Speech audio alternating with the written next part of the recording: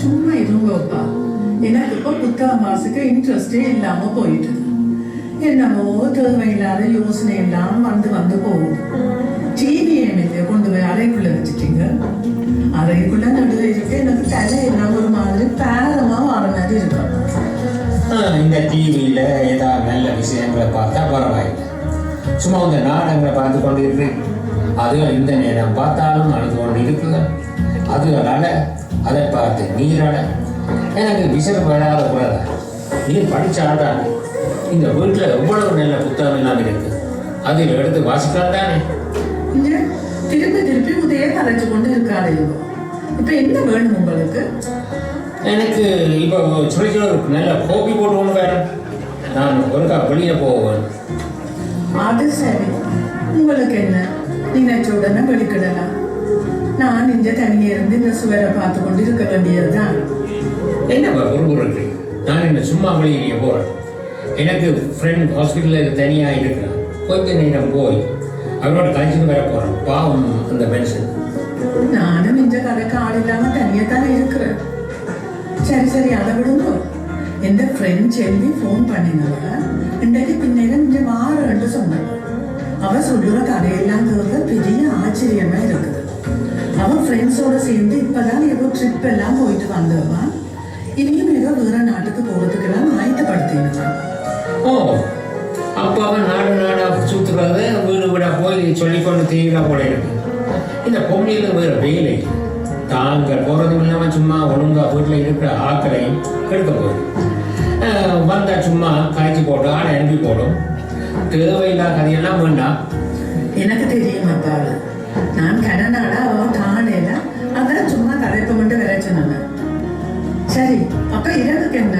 இடியப்பமா மீன் போட்டு சொதியும் வச்சு வைக்கிறேன்னு என்ன? போனோம், ஒரு சம்பளம் செய்து வைங்க. என்ன வா, இடியப்பத்துக்கு சொதி நானாது பிறகு சம்பளம் தேவையா இருக்கும். என்னத்த சொல்ல, எல்லாம் இந்த தலைவிதிதான்.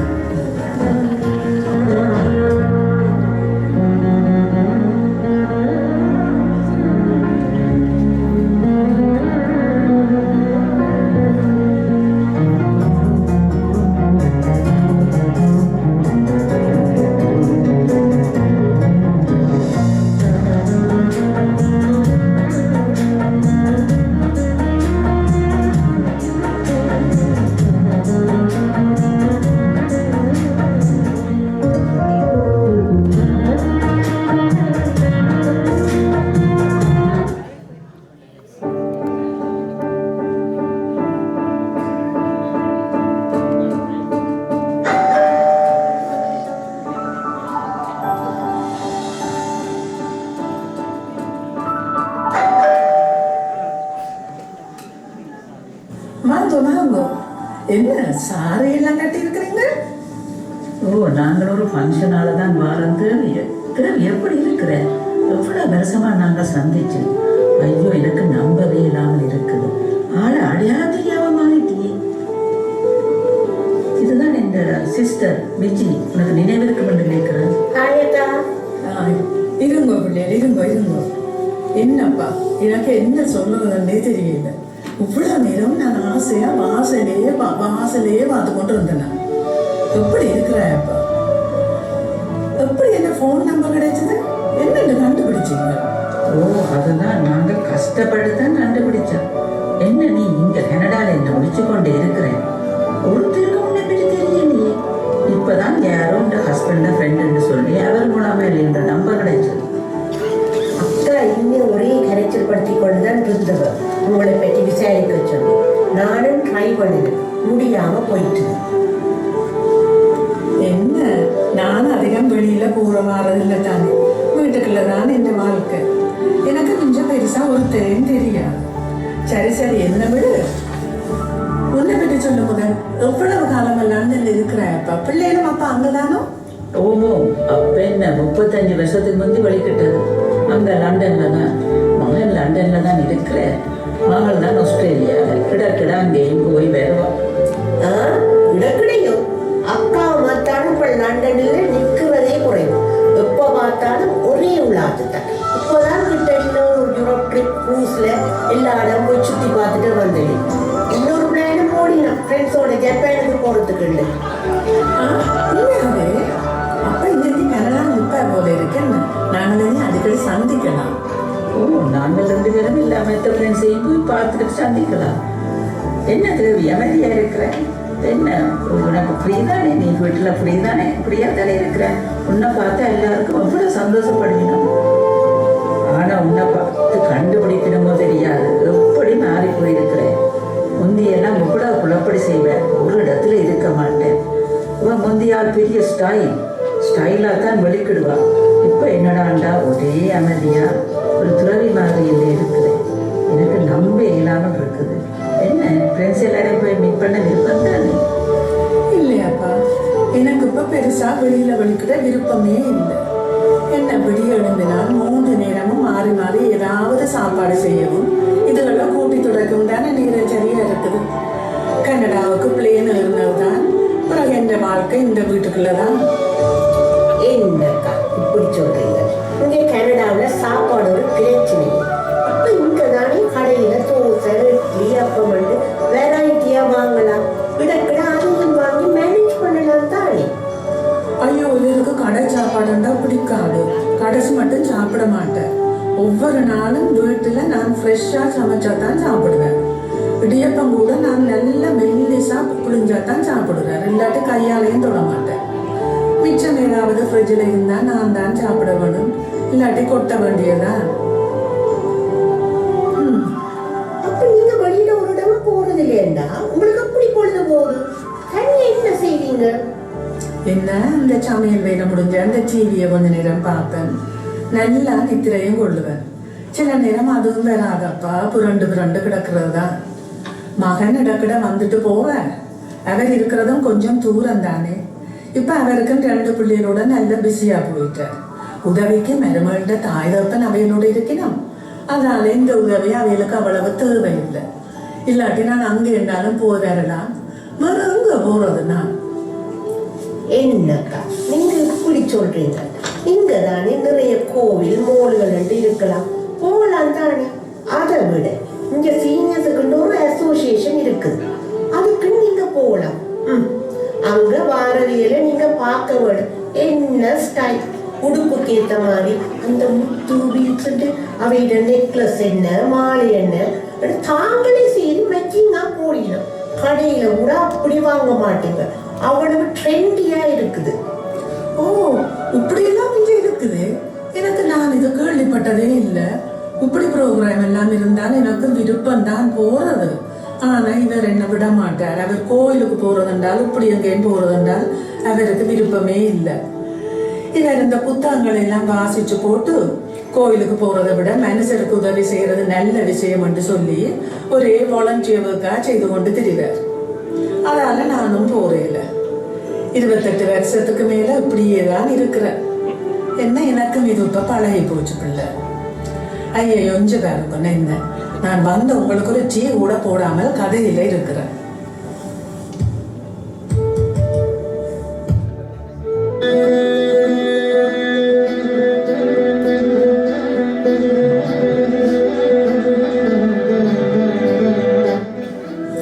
என்னக்கா இது பாவம், உங்களோட ஃப்ரெண்ட் இப்படி வீட்டுக்குள்ளேயே ஸ்டக்கா போய் இருக்கிறார். எனக்குண்டா உண்டு இன்னும் விசாரிங்களோ. எனக்குண்டா இது மனசுக்கு சரியான கஷ்டமா இருக்கு. சும்மா இது, நீ அதுக்குள்ள உண்ட சோஷியல் சர்வீஸை தொடங்கி போடாத, பிரச்சனையா போயிடும். எனக்கும் ஒரு மாதிரி பாவமாக தான் இருக்குது. எப்படி வருஷக்கணக்கா வெளியில ஒரு இடம் போகாம வீட்டுக்குள்ள அடைஞ்சு கிடக்கிறது. ஏன் இப்படி இருக்கிறாரோ தெரியல. நாங்கள் என்ன செய்ய முடியும்? இது அவையண்ட குடும்ப பிரச்சனை. இதுகளுக்கு எல்லாம் போய் தலையிடக்கூடாது. என்னக்கா நீங்க உங்களோட பெஸ்ட் ஃப்ரெண்ட் என்று சொல்றீங்க, நீங்களே இப்படி என்ன செய்யறதுன்னு யோசிக்கிறீங்க. ஏதாவது செய்ய வேணும். அவரு ஃபோன் நம்பர் ஒருக்கா வாங்கித்தாங்க, நான் கொஞ்சம் கதைச்சு பார்க்குறேன், ஏதாவது ஹெல்ப் பண்ண இயலுமாண்டு. சும்மா இருப்பா, சத்தம் போடாத, அவருக்கு கேட்க போகுது. தேங்க்யூ அக்கா.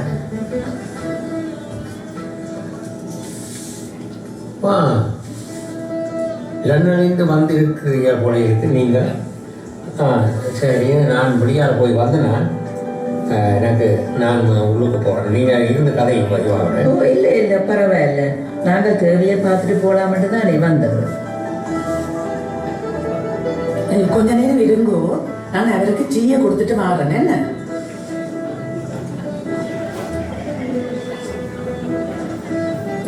அக்கா, அப்ப நாங்களும் வழிக்கிடுவோம். என்ன அக்கா, இப்ப நானும் சாப்பிடத்தானே போறோம், உதவியும் கூட்டி கொண்டு போவோமா? அவனுக்கும் ஒரு சேஞ்சா இருக்கு. என்ன கேட்டு பாருங்க. ஓ, கேட்டு பார்ப்போம். பெருவாவும் தெரியல.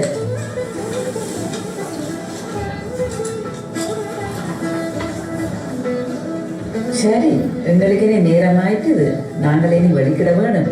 என்ன, அடிக்கடி சந்திக்கலாம் தானே?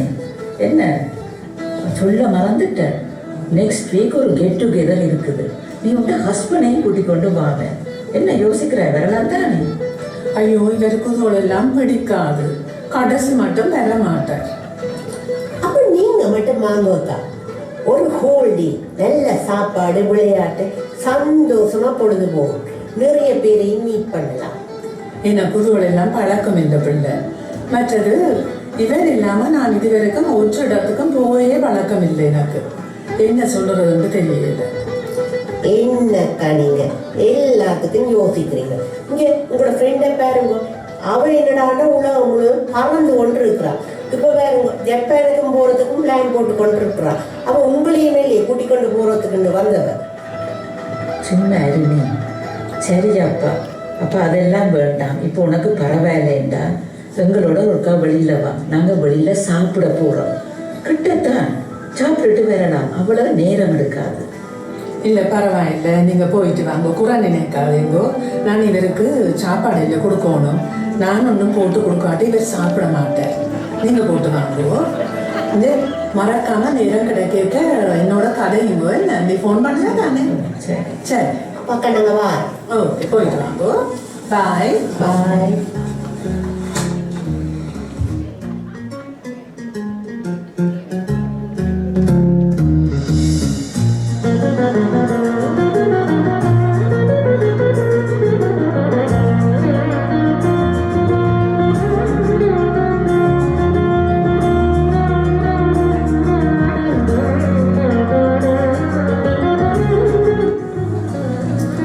நம்ம ஆட்கள் பெரிய அட்டாசம் போல இருக்கு.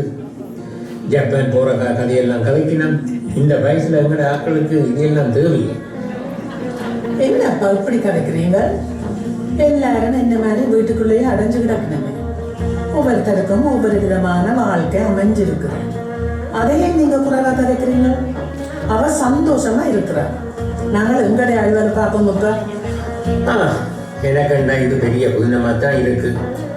உங்களோட கதையை பார்த்தா இப்ப விட்டா நீரும் வலிக்கிட்டு போடையில் போல இருக்கு. என்ன கதைக்கிறீங்க நீங்க? இப்ப என்ன எதுக்குள்ள இருக்கிறீங்க? மற்ற என்ன கதை எங்களுக்கு என்னதுக்காப்பா? இருங்கோ, நான் இப்ப சாப்பாட்டை ஆயத்தப்படுத்துவேன். ஓ, அதை பேர முதல்ல தாங்க வெளியில சாப்பிட போறதும் இல்லாம உண்மையும் இருக்க பார்க்கணும். இவருக்கெல்லாம் வீடு வாசல்ல சமையல் இல்லை போட கிடக்கு. காலம் கெட்டு போச்சு. இந்த வயசுல அவர் நாடா பறக்கணுமா? அதை பெருமையா சொல்லி கொண்டு தீர்கிறார். பொண்ணுங்க வீட்டுல இருக்க பொம்பளையில இவ தேர வழி பழுதாக்கி போடுங்க போல இருக்கு.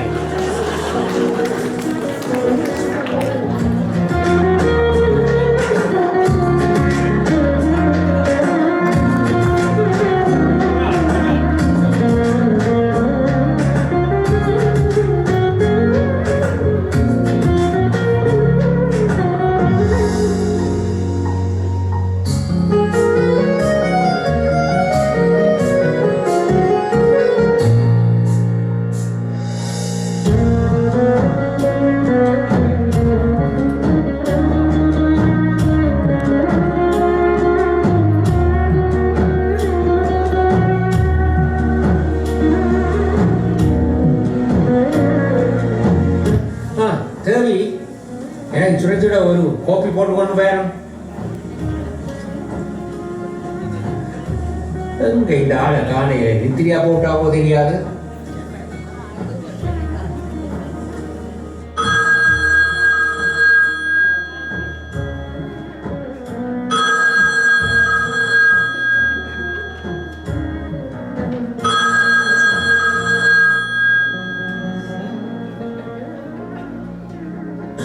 இங்க நான் தேடி கிடைக்கிறேன். இப்ப நீங்கள் என்ன தேடுவீங்களன்னு நினைக்கிறேன். பயப்படாதீங்கோ. நான் இங்க என் ஃப்ரெண்ட் வீட்டை தான் நிக்கிறேன். ஃப்ரெண்டின் சிஸ்டர் என்னோட அடிக்கடி ஃபோன் பண்ணி கதைச்சதவ. அதுக்கு பிறகு நான் நல்லா யோசிச்சு பார்த்தேன், ஏன் நான் இப்படி இருக்கிறேன். இப்படியே வீட்டுக்குள்ள இருந்து எனக்கு மூச்சு முட்டுற மாதிரி வருது. அதால எனக்கு ஒரு பிரேக் வேணும்னு நான் இங்க வந்துட்டேன். ஆனா நான் கொஞ்ச நாள்ல திரும்பி வந்துடுவேன். என்ன பேசாதீங்கோ. உங்கள்ட்ட கேட்க பயத்துலதான் நான் சொல்லாம வந்தேன். எனக்கு மெட்ராக்களை போல சந்தோஷமா இருக்க ஆசையா இருக்கு. இப்ப என் ஃப்ரெண்ட்ஸோட ஜப்பானுக்கு போக ஆயத்தப்படுத்துறேன். மகனோட நான் எல்லாம் கதைச்சிட்டேன். அவர் காசெல்லாம் அனுப்பி வச்சுட்டேன். உங்களோட தான் எல்லாம் கதைக்கிறதுன்னு சொல்லுவார். அவர் உங்களுக்கு தேவையான ஹெல்ப் எல்லாம் செய்வார். என்ன எனக்கு ஒரு வருத்தம் வந்து நானே இயலாமல் இருந்தா நீங்களும் எப்படியும் சமாளிப்பீங்க தானே? அப்படி கொஞ்ச நாளைக்கு சமாளிங்கோ. என்ன நான் வந்துடுவேன். என்னோட கோவிக்காதீங்கோ. என்ன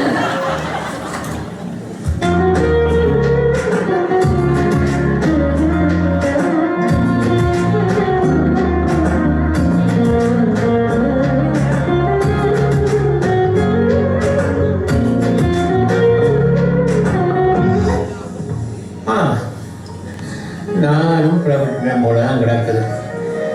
அவா நினைச்ச மாதிரி போகிறதுன்னு இல்லை. அவாவும் பாவம் தானே எல்லாம் இங்கே என்னோட இருக்கிறபடியால் இதுகளுக்கும் போய் வர வேணும். அப்போ தானே அவாவுக்கும் சந்தோஷமாக இருக்கும். அவள் போயிட்டு ஒருக்கா சந்தோஷமாக போய் எல்லாம் வரட்டும்.